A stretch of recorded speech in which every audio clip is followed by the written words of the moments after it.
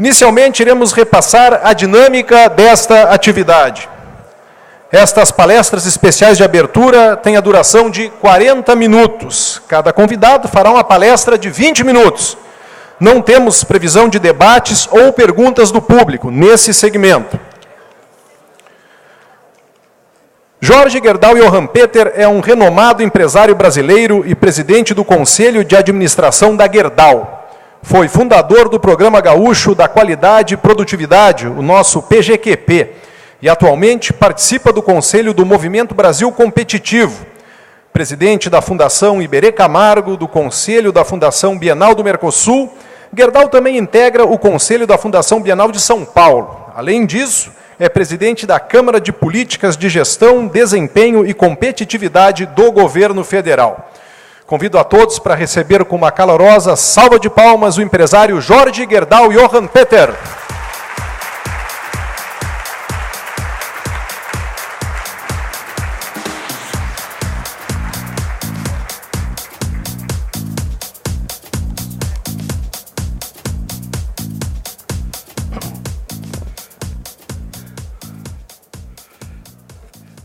Boa noite a todos. Cumprimento o senhor presidente Michel Gale e, consequentemente, estou cumprimentando todas as autoridades aqui presentes. Em primeiro lugar, eu gostaria de expressar a minha alegria de poder estar aqui no 26º Fórum, com essa dimensão, com essa receptividade, com essa melhoria permanente, com a sua criatividade, inclusive com a ideia do estabelecimento aí sem impostos, né, para a gente ter a dimensão do nosso Estado, né, para que todos criem a consciência desse tema. A importância do fórum, eu acho que ela foi mencionada já com os que me antecederam, principalmente nesse aspecto da liberdade. Eu gostaria de ressaltar nesse momento também o trabalho do IEE, né, organizador desse evento, mas talvez tenha uma missão ainda mais profunda que tem que ser ressaltada, que é a formação permanente de jovens líderes, né, e que vão se identificando dentro do esforço que o IEE faz para formar líderes com uma visão global, com princípios e liberdades de ideia. Eu diria que talvez o conceito mais importante é de seres pensantes. Fazendo mais um ponto ainda, a preocupação da educação empreendedora. Este fórum, essa vigilância que tem sobre os conceitos e valores da liberdade, da democracia, do direito de ir e vir, e todos os outros componentes que formam essa conquista extraordinária da humanidade, nós sabemos bem que temos que estar permanentemente em vigilância a esses valores. Justamente esse ponto principal da liberdade de imprensa, né, que talvez até o nosso Estado aqui seja um pouco mais agressivo nesse ponto, e realmente cabe um esforço, uma vigilância permanente. Senhor ministro Carlos Alves Brito, né, nós tivemos o privilégio de ter tido a sua presença aqui. Eu não posso deixar de retomar esse debate no qual o senhor participou no seminário aqui na RBS, que deu uma possibilidade ao Rio Grande do Sul, né, ter naquele seu debate, na sua apresentação, mesmo dentro dos seus depoimentos na imprensa, além das suas palavras importantes, o senhor deu uma dimensão à importância da liberdade de imprensa. Mas eu acho que o tema mais interessante em relação à liberdade de imprensa talvez tem pouca coisa mais democrática do que a existência da liberdade de imprensa. Porque, como o Delfim Neto diz, né, o órgão mais sensível do organismo é o bolso, tá certo? E que cada um deposita seu voto diariamente na escolha daquele jornal que ele quer comprar. Esse ato é de uma liberdade absoluta, ninguém é obrigado a ler aquele jornal. Lê o jornal que quiser. E a mesma coisa na televisão, a gente troca de canal como quiser.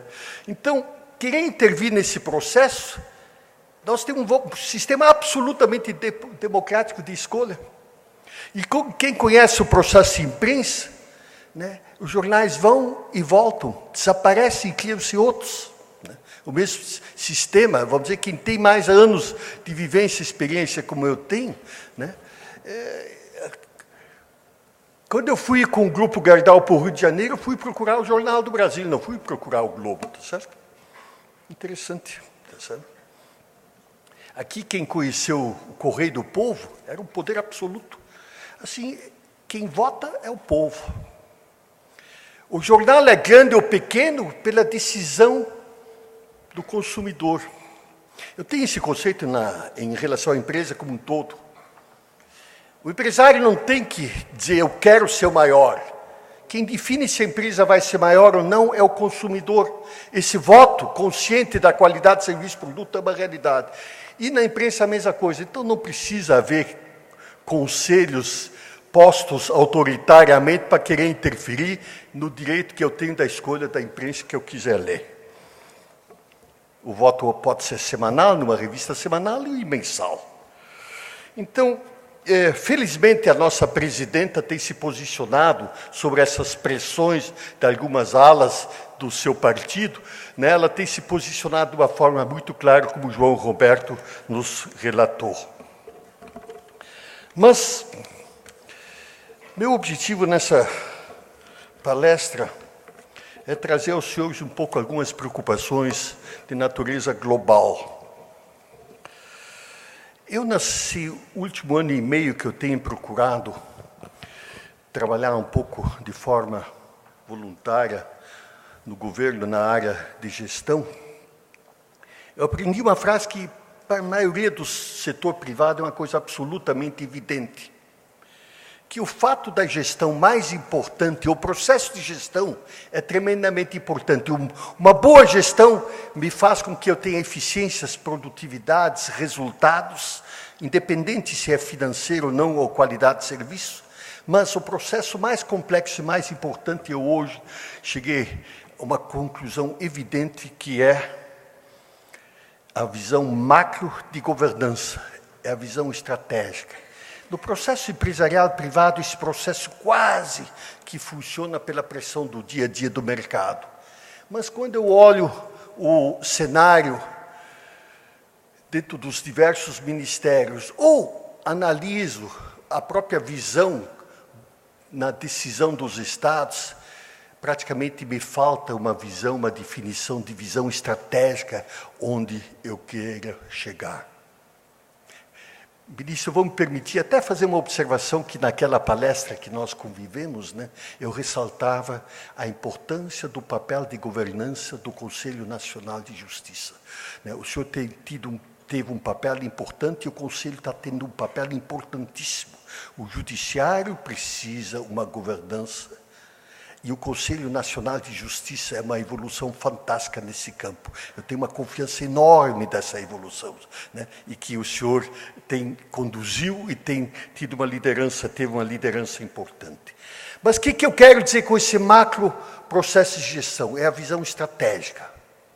Isso vale para uma coisa média, pequena, vale para uma empresa, eu diria até quase para o indivíduo da mesma forma, para o município, Estado, União.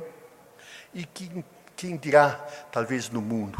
Talvez os grandes problemas hoje no mundo são a falta de governança em alguns macro problemas.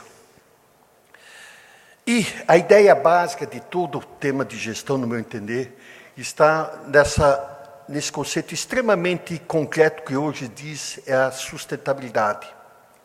A governança tem que estruturar a sustentabilidade dos 3 pontos básicos de econômico, social e ambiental. Isso vale em qualquer instituição. Mas se instituição ambiental que não tiver sustentabilidade econômica, ela desaparece. O IE, se não tiver sustentação econômica, também desaparece. Esse fórum só continua se o IE tiver sustentação econômica e estabilidade econômica. Então, esses 3 fatores são decisivos. Peter Senge hoje nos coloca mais 2 itens extremamente importantes, que é a sustentabilidade cultural e política.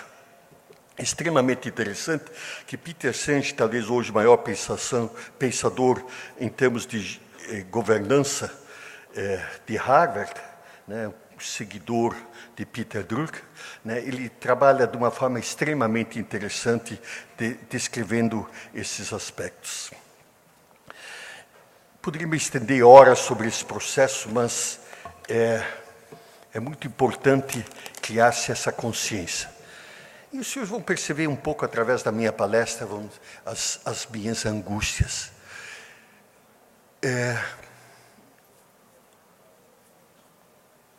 A governança pública, né, ela é fundamental. E o Banco Mundial coloca: a governança é a capacidade de um governo de efetivamente formular e implementar políticas sólidas e o respeito pelo cidadão, pelas instituições que governam, as interações econômicas e sociais entre elas. O que é realmente a responsabilidade de uma verdadeira liderança em qualquer uma instituição que toma responsabilidades econômicas e políticas, né? É essencialmente uma estrutura do funcionamento da democracia. Segundo ponto é a consciência da responsabilidade individual. Eu, quando falo em responsabilidade individual, vejo essencialmente uma atitude profissional, não interessa qual é a profissão, de plena responsabilidade daquele que como tem que agir com a seriedade na sua profissão. A economia de mercado, o Estado de Direito e integridade. Esse conjunto de atitudes, o comportamento das lideranças é decisivo. É muito interessante aqui uma observação que o Economist fez uma pesquisa logo após a falência do Enron e perguntou: o que você espera de um líder? E foram votadas 3 palavras. Eu quero que disse assim: be honest, be frugal, be prepared. É extremamente interessante. 3 coisas, gente. Teoricamente, extremamente simples. Mas ser simples ou ser frugal não é fácil. Ser honesto é requisito mínimo, não é qualidade. E seja preparado. O líder tem que ter essa consciência de uma forma extremamente importante. Eu gostaria ainda de colocar dentro dessa minha visão por que a gestão é tão importante e por que o mais importante na gestão é o tema da governança. Eu vou colocar de uma forma simples, mas eu tenho que analisar onde estou e aonde eu quero chegar. Aonde pretendo chegar. E dentro disso, normalmente, vamos dizer aí, já usando um pouco Falcone, PDCA, Plan, Do, Check, Act. Isso vale para uma coisa pequena, média, grande, para um país, para um Estado. Se eu olho hoje, né, nos nossos dilemas que nós estamos vivendo no Rio Grande do Sul, né, eu me ressinto terrivelmente, e temos tentado avançar um pouco na Agenda 2020, etc., né, de que está na hora de nós aprofundarmos o debate aonde estamos, aonde queremos chegar.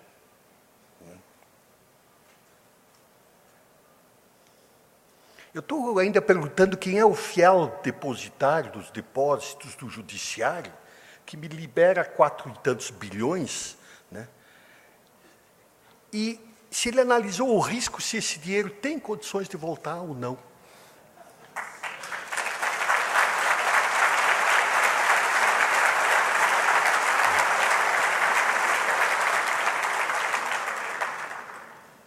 Gente, a pergunta é: que Estado nós temos?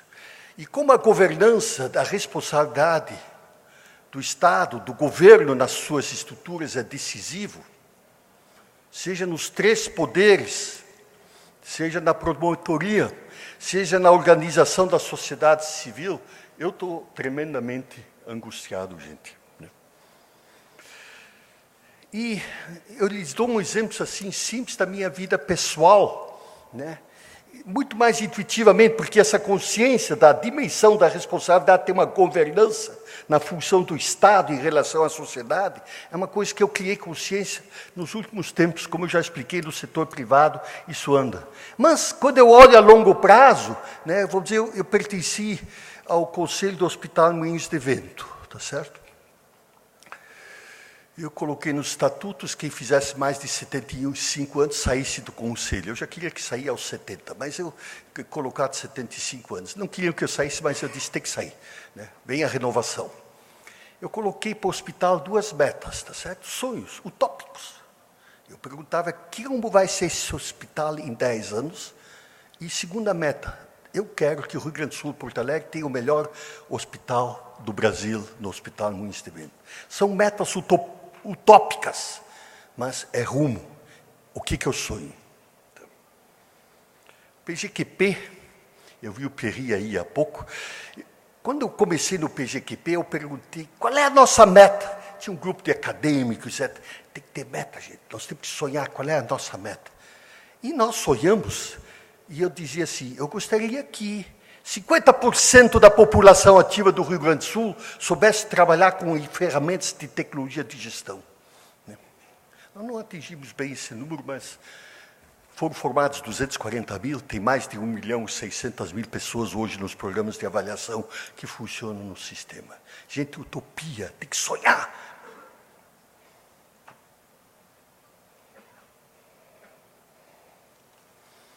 Eu participei de um debate há umas semanas atrás, sobre o tema com 400 administradores do setor público federal, e perguntei, como é que nós vamos administrar esse Brasil daqui a 10 anos? Com que tecnologias, com que estruturas, que sistemas?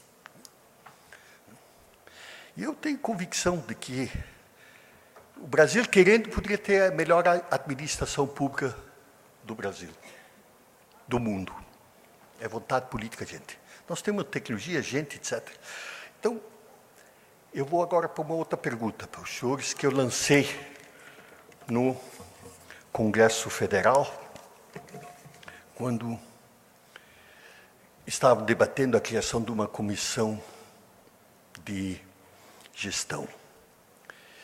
Eu, de uma forma um pouco atrevida, perguntei, estranho que os senhores me convidam hoje para discutir um núcleo de gestão, mas nesse congresso, os senhores me chamaram já para discutir energia, leis trabalhistas, portos, crise, tributos. Eu nunca fui chamado, e não sei se alguém foi chamado alguma vez aqui, para discutir uma visão estratégica. E eu não sei como é que os senhores conseguem aprovar uma lei sem saber se essa lei está dentro de um objetivo estratégico ou não. A visão hoje, e eu vou tocar num tema extremamente complexo, que já sai um pouco da nossa esfera de curto prazo, mas uma visão de mundo, que eu tive o prazer de estar em contato, nessas últimas semanas, com o presidente do Instituto Nicolas Berggruen. Ele fala sobre o tema de governança e gestão para o século XXI. Ele criou 3 grupos para discutir os temas. Ele colocou um para o Think Long for California, outro um conselho para analisar o suporte de gestão para o G20 e outro sobre a Europa. Interessante que ele mencionou, a Califórnia é o 6º PIB do mundo, gente. Tá? É o polo de maior desenvolvimento de tecnologias que existe no mundo. Permanentemente inovando. E o Estado é absolutamente falido. Tá certo? Mas absolutamente falido. E eles criaram lá o sistema talvez mais democrático de gestão que tem no mundo. Certo? E, consequentemente, eles estão num marasmo e que precisam rediscutir as estratégias da Califórnia. É extremamente interessante que no grupo do G20, ele convocou pensadores como Felipe González, Ernesto Zedillo, etc. Tony Blair. E ele coloca um tema que a mim me angustia tremendamente. Há condições de uma democracia voltada totalmente a uma visão política de curto prazo, enfrentar uma China que tem estratégias de médio e longo prazo, que tem todo o seu processo estruturado na máquina administrativa, etc., por meritocracia. E aí eu pergunto ao Brasil, que me nomeia 23 mil cargos de confiança, não vou falar sobre ministérios, né, que já não me dei muito bem sobre esse tema, tá certo? Mas a França, quando troca de ministro, me coloca 2 ou 3 pessoas para acompanhar de confiança pessoal. Então, nós temos que analisar de uma forma muito clara esse cenário, enquanto uma democracia é a organização mais fantástica, ou, conforme Churchill diz, a menos ruim, né? Está feio isso, né? Né? Aí, comparado, não é a pior comparado com as outras soluções, tá certo? Bom, enquanto competimos hoje com um regime absolutamente estruturado da meritocracia, com cultura histórica de mandarins, né? E lógico que a estrutura chilena, da China não vai ter sustentação dentro dos moldes atuais de um autoritarismo, né, dentro do problema de não criar o Estado de Direito satisfatório, etc. Mas as soluções são rápidas. O welfare state da Europa foi criado antes da potencialização toda da Ásia. Então, nós temos aí temas de análise de governança em comparação com o tema de excesso de democracia ou excesso de democracia, eu acho que nunca existe, mas é desbalanceamento das estruturas existentes. Eu me permito perguntar o seguinte. Na estrutura tipicamente brasileira hoje, nós temos 3 estruturas: Estado, o interesse de Estado, o interesse de governo e administração. O que acontece hoje no Brasil? Nada se faz sem definições políticas. A política é peça-chave no processo de desenvolvimento, fixação de estratégias, coleta da expressão da vontade política da população, da nação. Mas, quando eu passo a ter um predomínio da politicagem sobre a gestão, eu passo a não ter gestão e não atendo para que existe a administração e tiro a competência da administração. No Brasil, nós temos alguns órgãos onde nós trabalhamos com estruturas de meritocracia. O Judiciário, em primeiro lugar, tá certo? O Exército, o Itamaraty, o Banco do Brasil, o Banco Central e o BNDES. Esses órgãos funcionam. Tá? No seu sistema de carreiras, tá certo? Por meritocracia. O resto, completamente desestruturado, em que a pressão e o domínio da política está acima do interesse da administração para atender às demandas do povo. São desbalanceamentos extremamente importantes e que ainda quando eu olho isso num cenário das confusões hoje, tipicamente dos Estados Unidos, entre o Partido Democrata e o Partido Republicano, que no impasse dos seus processos, a economia privada ela razoavelmente anda, mas os impasses políticos não estão resolvidos. Então, e são situações que se vão estendendo, postergando soluções que, dentro do cenário hoje da competitividade, o tema, no meu entender, não está equacionado e resolvido. Consequentemente, vamos dizer, se eu analiso temas que têm que ser ajustados, definidos na competitividade do Brasil, Rio Grande do Sul em dobro, triplo, né? Eu falo governança, gestão, poupança, investimento, sistema tributário, juros, câmbio, desindustrialização, educação e logística. O mais importante para mim é a educação, tá certo? O processo educacional é o que nós temos maior carência, porque isso propicia a possibilidade de outros avanços. Eu não vou me detalhar, Mas vou ler apenas uma frase de Peter Drucker, que diz: os fatores tradicionais da produção, terra, mão de obra, ou até dinheiro pela sua mobilidade, não mais garantem vantagem competitiva de uma nação em particular. Ao invés disso, o gerenciamento tornou-se um fator decisivo de eficiência de produção e competição. Consequentemente, meus senhores, eu hoje, com essa vivência e experiência, lhes digo de que os problemas não são técnicos, a tecnologia está disponível, o processo de condução política, e daí, vamos dizer, é tão importante os think tanks, os debates e as análises, para podermos enxergar como vamos vencer e como vamos buscar as nossas estratégias. A visão de Estado, governo e administração, já mencionei aos senhores de uma forma muito clara, mas as ferramentas hoje são extremamente fáceis, estão à disposição. Se eu pego, vamos dizer, no momento nós estamos tentando trabalhar para criar nos 39 ministérios o mapa estratégico, ferramenta simplíssima, define cada ministério aonde quer chegar.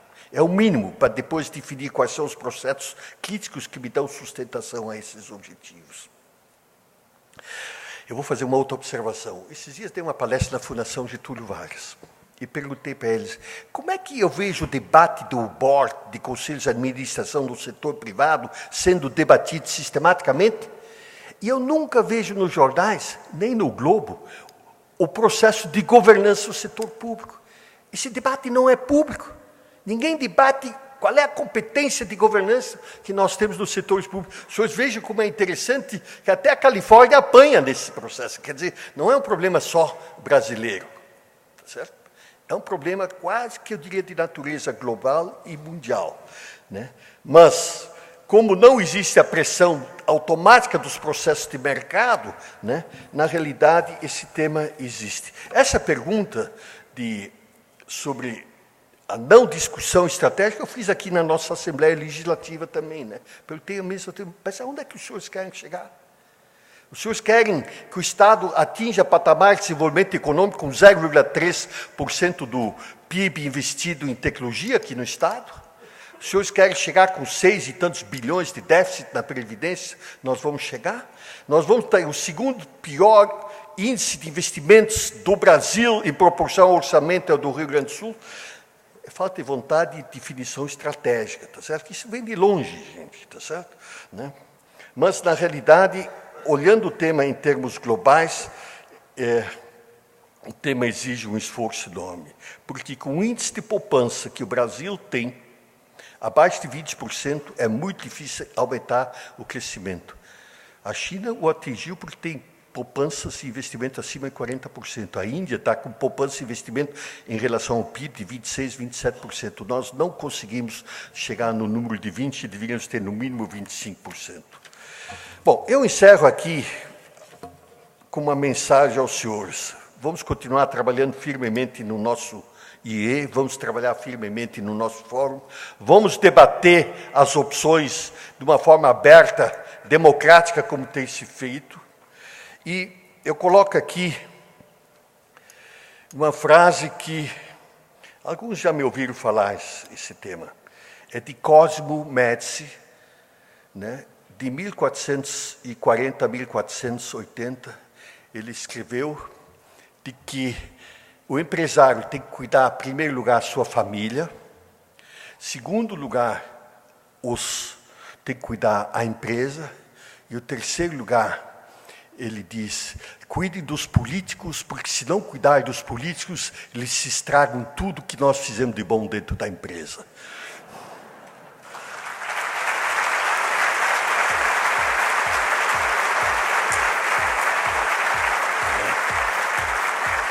Agora, eu vou dizer uma outra coisa, principalmente como estamos aqui cheios de jovens, né? Eu digo o seguinte, eu pessoalmente sou um empresário convicto, né? Eu acho que o Brasil tem oportunidades fantásticas e nós vamos vencê-las passo a passo, né? Mas eu digo o seguinte, gente, o empresário, ele não é de conversa, é o principal agente social. O empresário é que faz as coisas acontecer. Assim que, jovens, sejam empresários.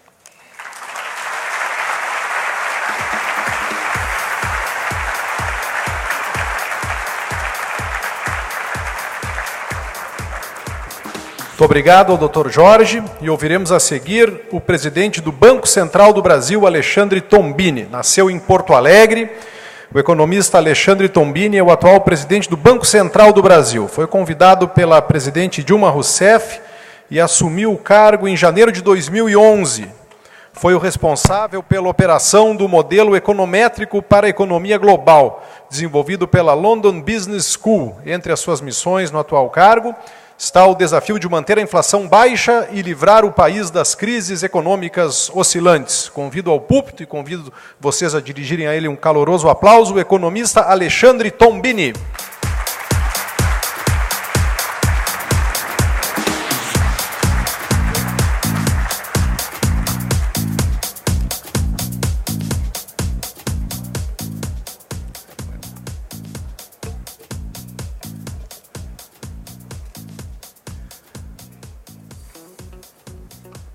Boa noite a todos. Ouvindo o apresentador, me recordei de coisas que eu já não me lembrava que fiz durante a minha passagem pelo Banco Central, pelo setor público brasileiro. É sempre bom rememorar, e essas ocasiões ajudam também nisso. Eu queria, antes de mais nada, cumprimentar o presidente do Instituto de Estudos Empresariais, Michel Gralha, ministro ex-presidente do Supremo Tribunal Federal, ministro Carlos Aires Brito, nosso grande empresário Jorge Gerdau e Johann Peter. É sempre um desafio falar depois do Jorge. E em nome dos quais eu cumprimento as lideranças empresariais, as lideranças políticas, as demais autoridades presentes, senhoras e senhores. É um prazer participar deste Fórum da Liberdade. Gostaria de parabenizar o Instituto de Estudos Empresariais pela iniciativa e agradecer o convite do presidente Michel Gralha de estar aqui nessa 26ª edição do Fórum em Porto Alegre. No meu pronunciamento de hoje, eu pretendo falar das transformações do país, essas que temos vivenciado nos últimos 20 anos, nas últimas 2 décadas. Também gostaria de aproveitar a oportunidade para falar das oportunidades decorrentes dessas transformações, em especial para os jovens aqui presentes. E, por último, falar um pouco dos desafios da conjuntura econômica internacional e nacional. Acho que é legítimo dizer que o Brasil vem passando por profundas transformações ao longo dos últimos 20 anos. A primeira delas, sem dúvida, foi a estabilização monetária do nosso país. Após mais de 15 anos, que englobou a década perdida dos anos 80 e a primeira metade dos anos 90, marcados por intensa instabilidade macroeconômica e financeira e inúmeros pacotes e planos de estabilização frustrados, foi possível, enfim, debelar a hiperinflação e reintroduzir no Brasil uma moeda com todas as suas funções. Esse foi o primeiro importante passo para restabelecer as condições mínimas para ampliação dos horizontes de planejamento das empresas e das famílias, ampliação dos investimentos, da produção, do nível de emprego e da renda. Mas, a despeito desse grande e inegável sucesso alcançado com o lançamento da nova moeda, os anos que seguiram a introdução do real mostraram que era necessário fazer muito mais. A economia brasileira continuava vulnerável. Crises em regiões distantes, como na Rússia, como a crise dos tigres asiáticos, impactavam de forma intensa a nossa economia. Ficou, então, evidente que a estabilidade monetária não resolveria os nossos problemas, não tornaria o Brasil menos vulnerável, não seria capaz de assegurar crescimento sustentável e melhoria contínua e permanente das condições de vida da nossa sociedade. A chave para o sucesso estava na construção e, principalmente, na consolidação de uma política macroeconômica completa, com ações sólidas e consistentes no lado monetário, fiscal e externo. E foi isso que observamos nos últimos 10 anos. No lado fiscal, consolidou-se a cultura da responsabilidade.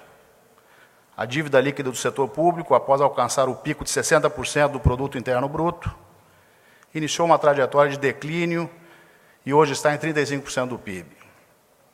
No lado externo, adotamos uma política de câmbio flexível, que na prática constitui-se na primeira linha de defesa contra choques externos. Nesse contexto, eventuais intervenções do Banco Central ocorrem apenas para prover liquidez quando há disfuncionalidades no mercado ou para mitigar uma volatilidade excessiva no câmbio. Não obstante isso, adotamos também uma política de acumulação de reservas quando as condições de mercado permitem. Assim, possuímos atualmente 375 bilhões de dólares de reservas internacionais. Passamos de uma situação de quase insolvência há pouco mais de 10 anos para o rol de países credores. Com uma política macroeconômica consistente, foi possível avançarmos em outras frentes. Criamos as condições para um processo de inclusão social e financeira sem precedentes no país. Observamos uma ampliação da capilaridade e um significativo adensamento da oferta de serviços financeiros no Brasil. Nos dias de hoje, todos os municípios brasileiros possuem ao menos um canal de oferta de serviço financeiro. Esse processo, aliado à estabilidade macroeconômica, à ampliação do emprego e da renda, às reformas microeconômicas e à regulação e supervisão prudenciais rigorosas, permitiu que a expansão do crédito ocorresse de forma sustentável no país. Todos esses avanços, combinados com políticas sociais bem-sucedidas, permitiu que observássemos uma significativa redução da pobreza e da desigualdade em nosso país. Já resgatamos mais de 20 milhões de brasileiros da pobreza e mais de 40 milhões de brasileiros passaram a integrar a classe média. Isso se traduz em bem-estar para toda a nossa sociedade. Nesse ponto, julgo importante ressaltar que o Brasil é um dos poucos países emergentes que, nos últimos anos, conseguiu combinar crescimento com redução da pobreza e da desigualdade. Várias importantes economias emergentes também cresceram nesses últimos anos. Algumas, inclusive, cresceram mais do que o Brasil. Mas são raros os exemplos de economias emergentes, principalmente do porte da economia brasileira, que conseguiram combinar crescimento e melhoria dos indicadores sociais, como fizemos em nosso país nos últimos 10 anos. Senhoras e senhores, como mencionei, todo esse processo de transformação vivenciado pelo Brasil propiciou a ascensão social de milhões de famílias e o ingresso de mais de 40 milhões de brasileiros na classe média. E isso traz, obviamente, inúmeras implicações econômicas e sociais. Nesse sentido, queria dedicar algumas palavras a duas dessas implicações. A primeira, relacionada ao mercado de trabalho, especificamente as mudanças estruturais observadas nos últimos anos, decorrentes da maior participação dos setores de serviço e da construção civil na matriz econômica brasileira e das oportunidades conferidas aos jovens de permanecer estudando em detrimento de ingressar imediatamente no mercado de trabalho. A segunda implicação diz respeito às mudanças que estão em curso e às oportunidades que estão surgindo decorrentes dessas transformações, em especial da ascensão social de mais de 40 milhões de brasileiros da classe média. Começando pelo mercado de trabalho, o crescimento observado nos últimos 10 anos tem sido marcado por um contínuo incremento dos postos de trabalho e, consequentemente, redução da taxa de desemprego no país. Hoje, a taxa de desemprego no Brasil encontra-se em seu mínimo histórico. E, diferentemente de outros ciclos de crescimento, esse processo ocorreu com a expansão do emprego formal. Houve expansão de postos de trabalho em praticamente todos os segmentos econômicos, mas a expansão ocorreu de forma mais intensa em dois segmentos específicos, os setores de serviços e da construção civil. A própria dinâmica do crescimento econômico observado nos últimos anos ajuda a explicar por que esses dois setores demandaram mais postos de trabalho.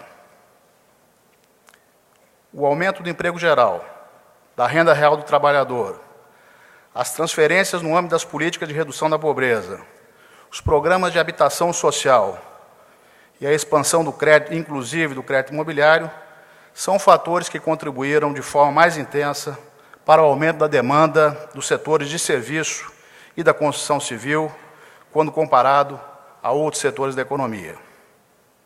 Isso fez com que esses dois setores ganhassem importância na nossa matriz econômica. Como esses setores são tradicionalmente intensivos em mão de obra, o incremento da importância na ocupação da força de trabalho foi ainda maior, ou seja, o crescimento desses setores demandou muito mais trabalhadores do que o crescimento observado em outros setores da economia. Um exercício numérico simples ajuda a ilustrar esse processo.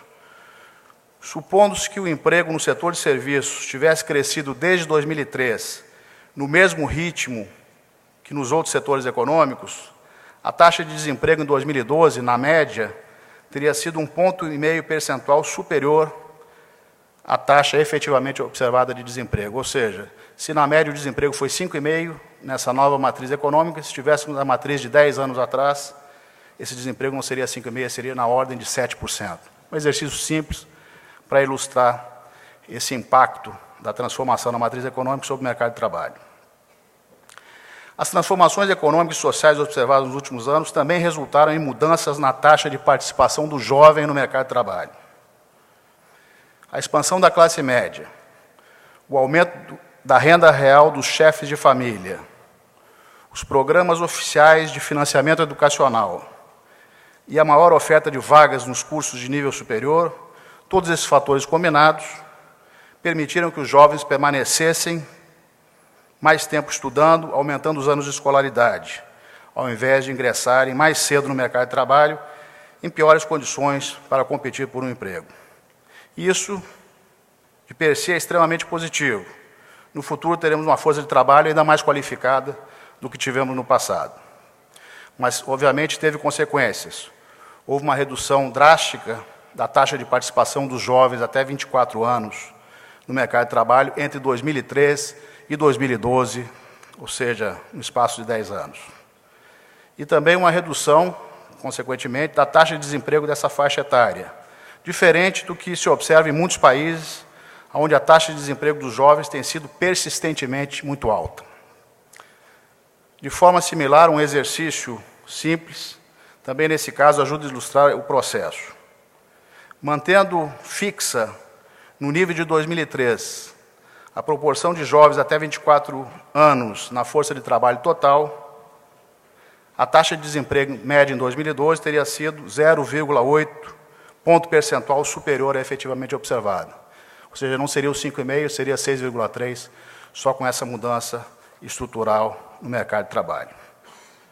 O crescimento mais acelerado, então, dos setores de serviço da construção civil e a opção do jovem por permanecer mais tempo estudando são mudanças estruturais positivas, fruto das transformações observadas na economia brasileira nos últimos anos, mas, como mencionei, impactaram estruturalmente o mercado de trabalho no Brasil. Por isso, é plausível supor que a taxa natural de desemprego da economia brasileira tenha se reduzido nos últimos anos, nos últimos 10 anos. Ainda no mercado de trabalho, este foi impactado por questões conjunturais. O melhor exemplo é o que observamos na indústria, né, que mesmo diante de uma desaceleração do ritmo de crescimento ao longo de 2011 e 2012, o setor industrial manteve o nível de emprego praticamente estável, promovendo ajuste via redução das horas trabalhadas. Essa opção de manter o nível de emprego ocorreu provavelmente por vários fatores, inclusive pela perspectiva de retomada do crescimento econômico mais à frente.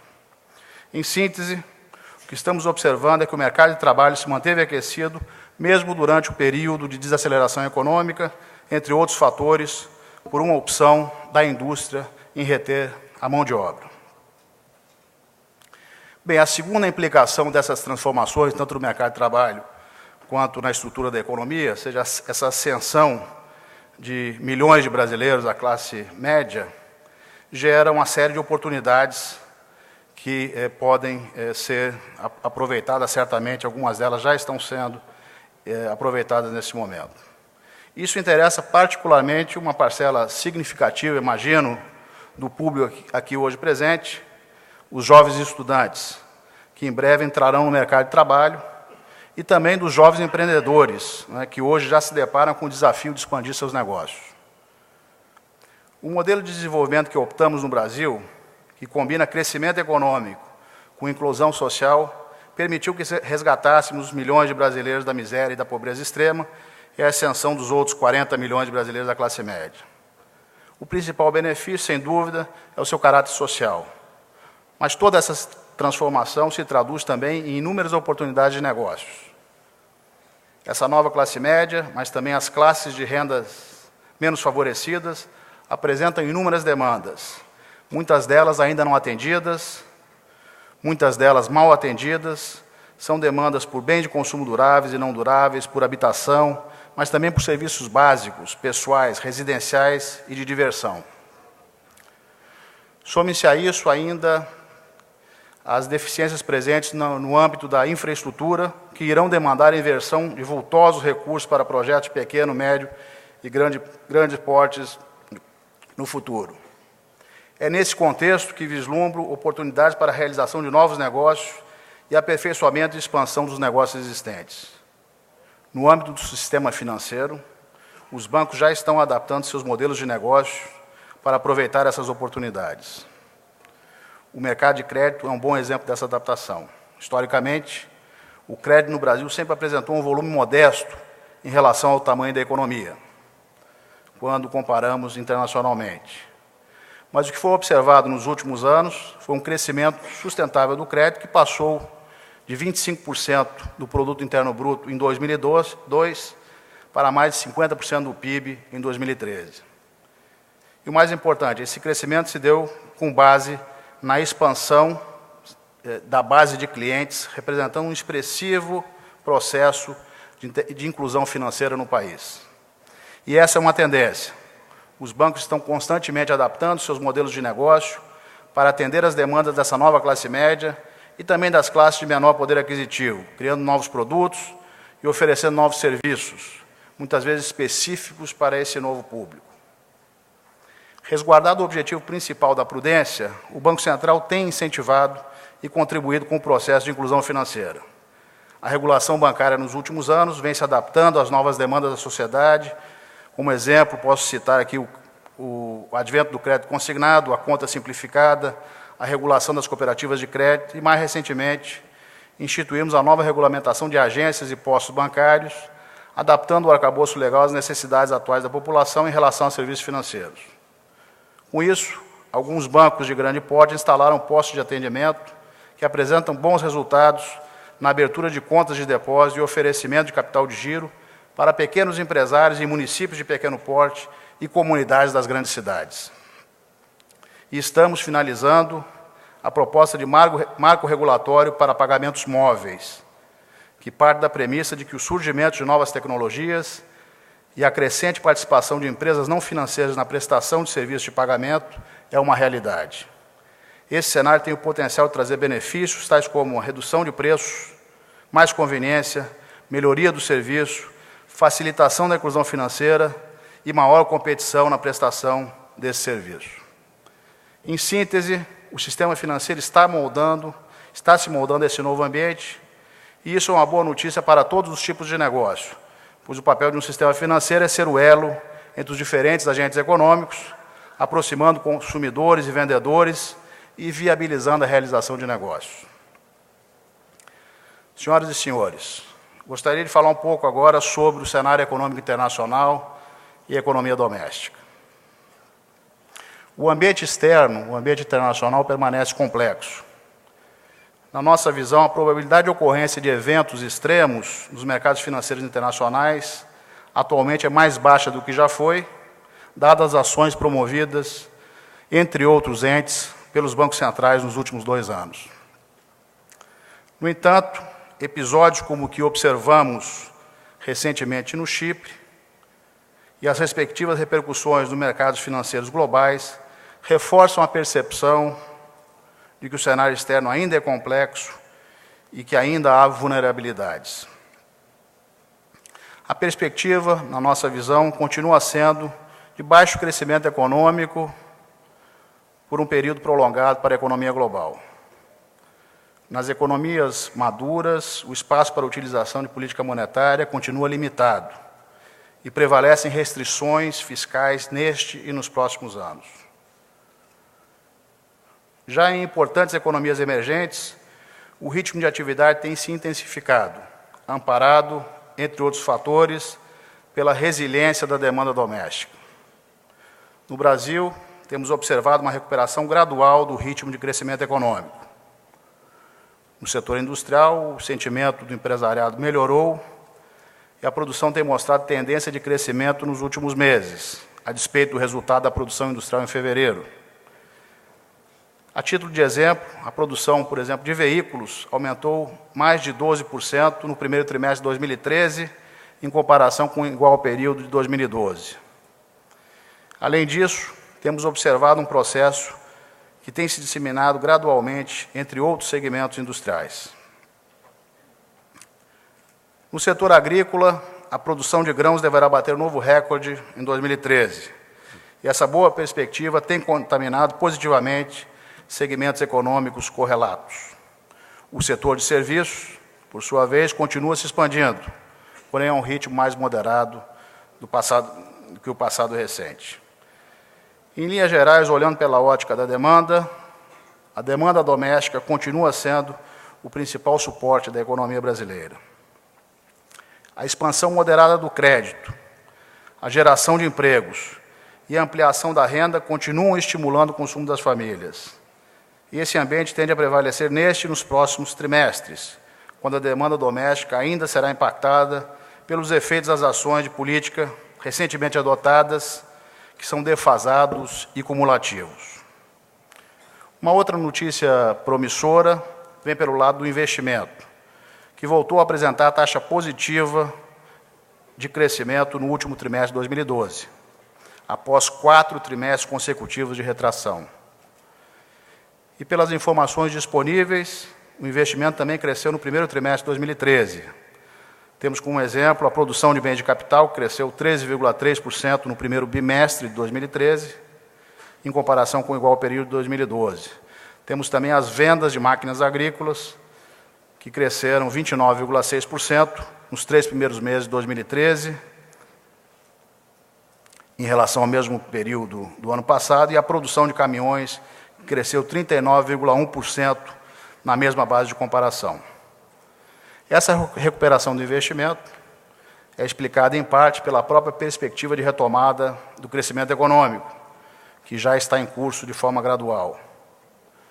Reflete também o empenho do governo em criar condições para ampliar os investimentos em nossa economia.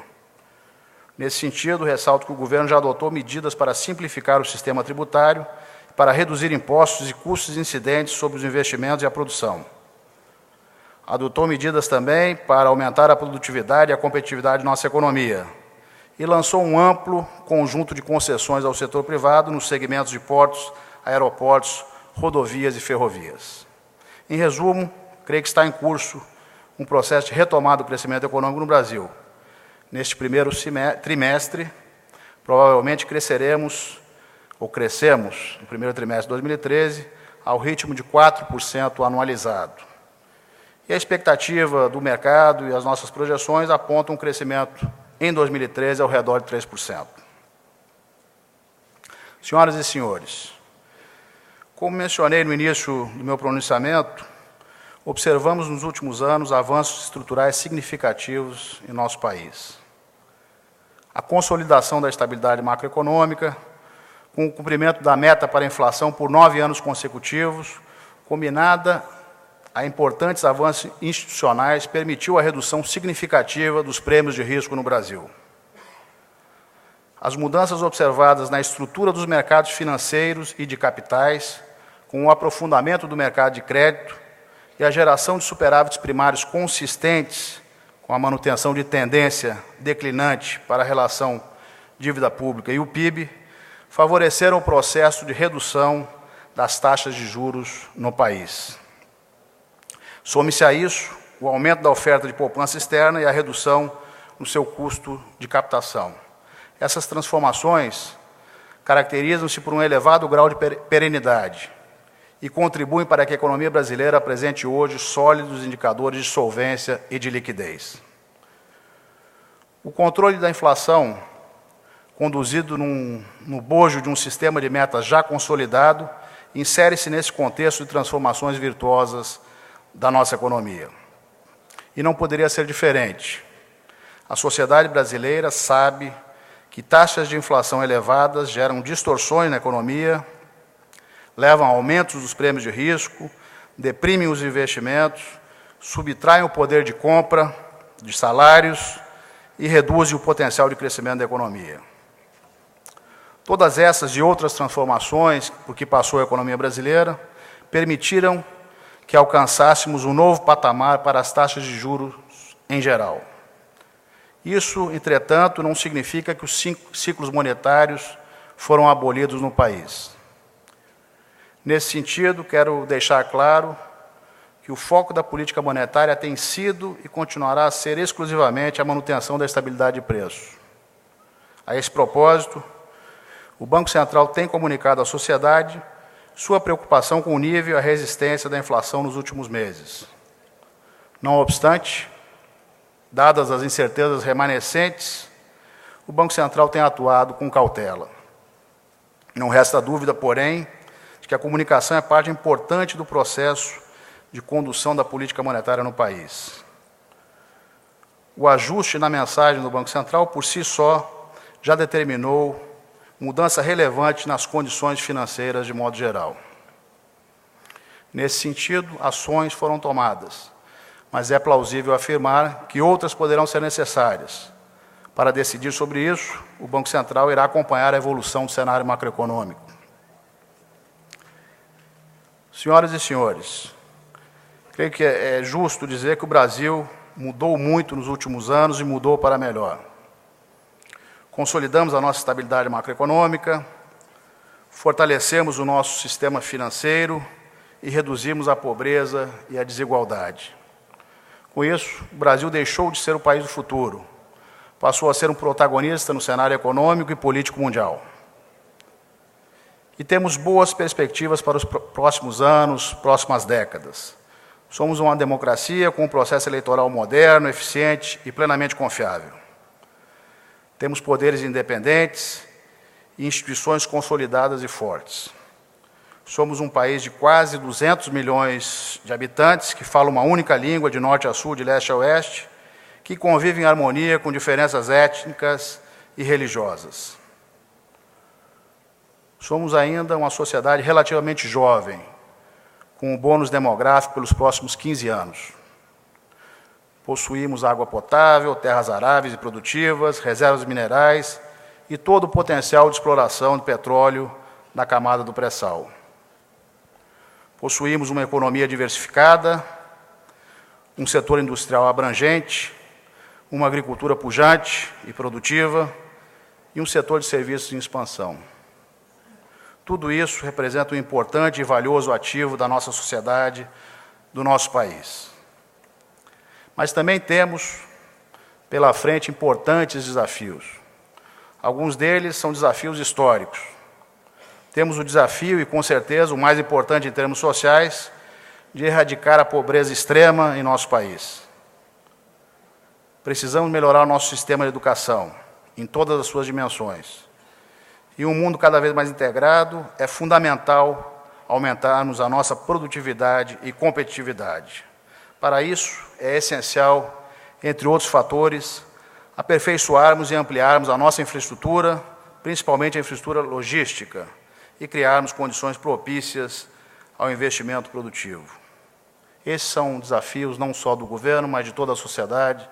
Acho que o Jorge se reportava a esse e outros desafios na sua palestra, essa visão estratégica que o país tem que ter para, de fato, avançar nesses que são desafios históricos que encerram, obviamente, oportunidades à frente.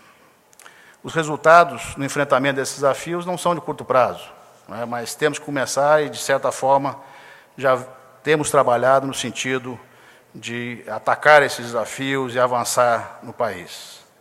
Eu gostaria de encerrar esse breve pronunciamento agradecendo mais uma vez ao Instituto de Estudos Empresariais pela realização do fórum, por esse convite, e dizer que, para mim, foi mais uma oportunidade, numa audiência qualificada de jovens empresários, estudantes e lideranças do setor empresarial e político, mais uma oportunidade para o presidente do Banco Central expressar a sua visão de curto prazo, mas também dos desafios e das conquistas que o Brasil avançou na área econômica e financeira, e por que não dizer social também, nesses últimos 10, 20 anos.